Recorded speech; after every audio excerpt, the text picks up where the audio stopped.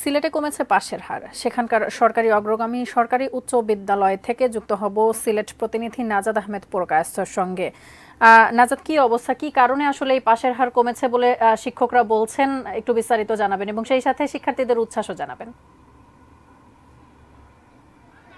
ধন্যবাদ আপনাকে। সিলেটে কিন্তু গত কয়েক বছরের তুলনায় এবার পাশের হার জিপিএ দুইটি কমেছে।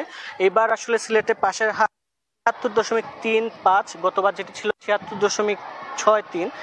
এবার আসলে সব সিলেটে যেটি জিপিএ যারা জিপিএ পেয়েছেন তার মধ্যে হচ্ছে ৫,৪৭১ জন জিপিএ পেয়েছেন। গতবার সেই সংখ্যাটিও ছিল বেশি। আমরা যে এখন আছি সিলেট অগ্রগামী সরকারি উচ্চ বিদ্যালয়ে, এখানে একটু আগেই যে রেজাল্ট সেটি পাবলিশ করা হয়েছে।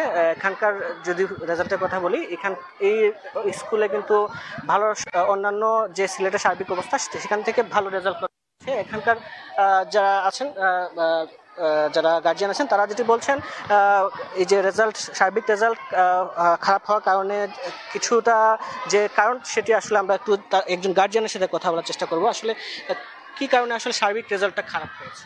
অসংখ্য ধন্যবাদ এটিএন নিউজকে। এই বছরের সার্বিক রেজাল্টটা তুলনামূলকভাবে অন্যান্য বছরের চাইতে একটু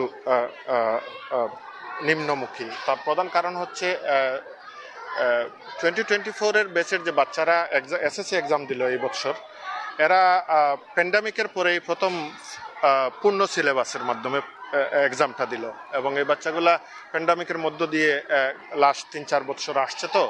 তো তারপরেও আমরা যে বিদ্যাপীঠে দাঁড়িয়ে আছি, এটা ছিল সরকারি অগ্রগামী উচ্চ বিদ্যালয়। এই বৃহত্তর সিলেটের একটি স্বনামধন্য বিদ্যাপীঠ।